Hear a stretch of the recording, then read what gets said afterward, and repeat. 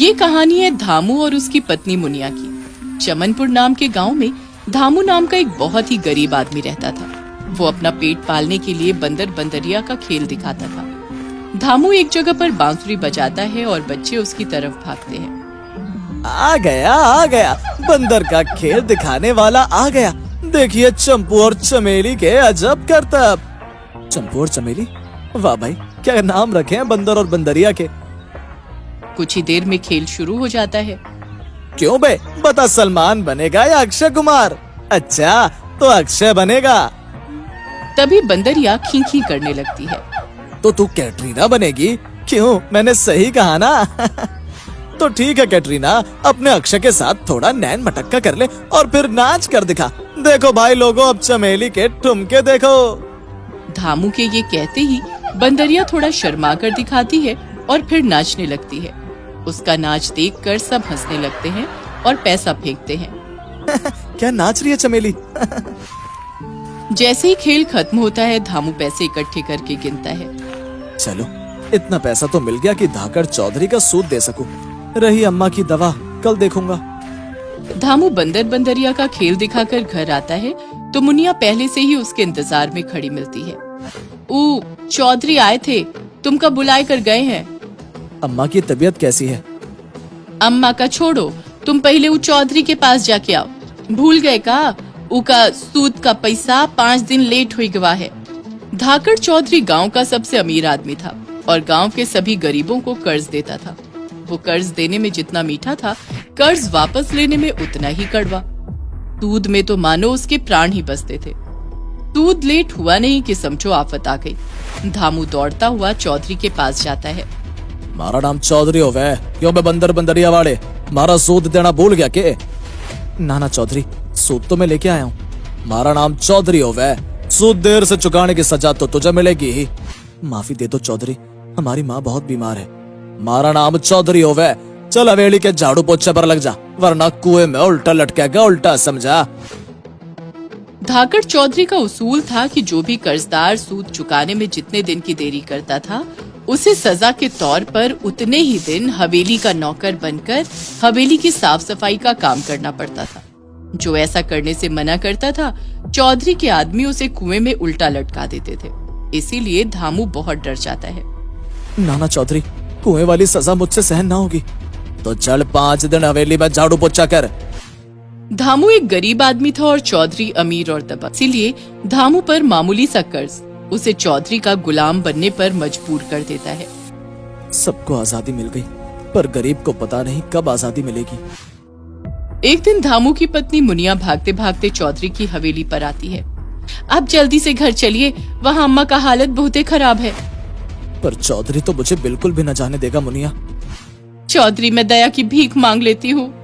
मुनिया चौधरी को अपनी सास की हालत के बारे में बताती है तो वो हंसने लगता है। मारा नाम चौधरी होवे है, समझी? तारी सास मेरे चाहे ससुर, पर यो तेरा कसम तो अब अपनी सजा पूरी करने के बाद ही हवेली बाहर कदम रख पाओगा। दया करो चौधरी, दया करो, धामू को 1 घंटे के लिए जाने दो। मुनिया चौधरी के आगे खूब रोती गिड़गिड़ाती है, मगर निर्दयी चौधरी का पत्थर का कलेजा नहीं पिघलता। इसीलिए वो तुरंत अपने घर की तरफ भाग लेती है और जब घर पहुंचती है तो अपनी सास को जिंदगी और मौत के बीच झूलती पाती है। अम्मा, अम्मा, अम्मा, क्या हुआ अम्मा? आप ठीक तो है ना? बहू,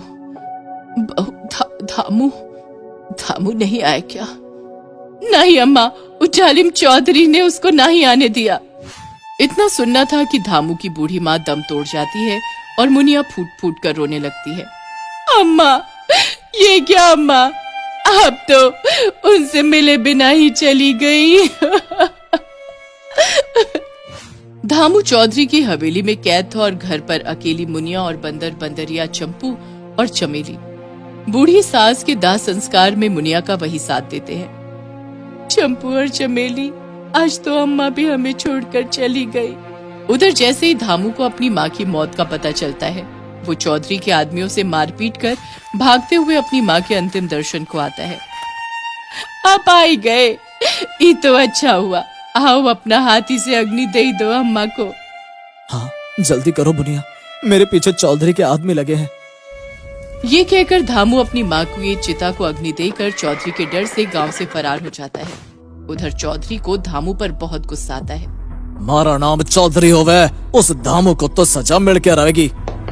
ये कहकर चौधरी अपने आदमियों के साथ धामू के घर की तरफ चल पड़ता है। मारा नाम चौधरी होवे, या तो कर्ज चुका या अपने खसम को मारने वाले कर, वरना इस घर से निकल। ये क्या कह रहे हो चौधरी? मारा नाम चौधरी होवे, यो घर तो गया सूद में, और यो कर्ज तो मैं धामू को ढूंढ कर वसूल करूंगा। चलो बे, फेंको इसका सामान। चौधरी के ये कहते ही उसके घर का एक एक सामान बाहर फेंक कर घर पर उसके आदमी ताला लगा देते हैं। मारा नाम चौधरी होवे, याद रखना, बंदर बंदरिया वाड़ी मारे कर्ज आजादी ऐसे नहीं मिल जावेगी। चौधरी के जाने के बाद मुनिया अपने लत्ते कपड़ों को एक गठरी में बांधकर चंपू और चमेली को साथ लेकर धामू की तलाश में निकल जाती है और दिल्ली शहर पहुंच जाती है। आइए आइए मेहरबान कदरदान, बंदर बंदरिया का खेल देखिए। ये कहकर मुनिया डुगडुगी बजाने लगती है और उसके आसपास लोगों की भीड़ जमा हो जाती है। क्यों, ससुराल कैसे जाएगा? अच्छा, तो बंठन के जाएगा। और तू चमेली, चंपू को देखकर कैसे नाचेगी? जरा नाच कर तो दिखा।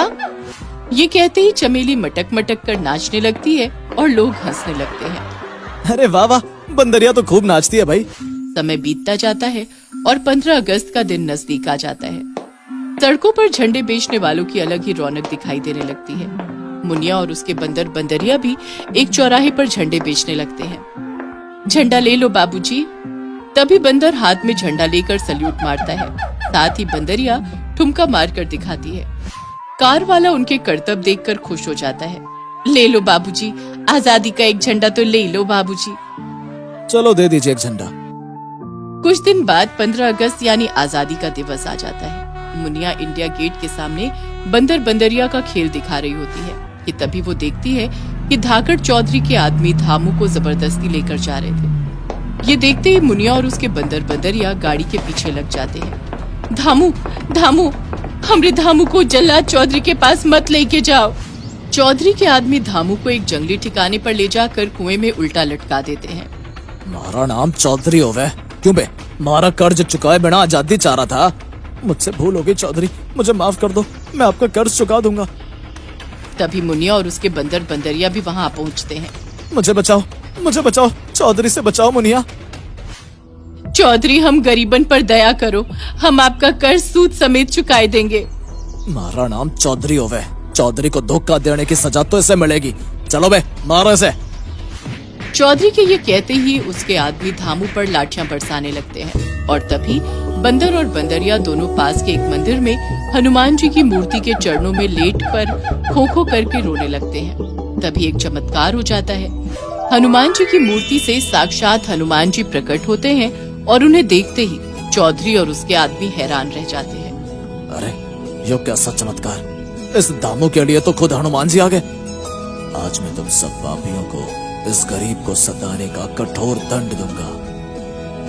ये कहकर हनुमान जी अपनी गदा उठाकर सबको मारने लगते हैं। जिसको गदा लगती वो हवा में उड़कर दूर जाकर गिरता।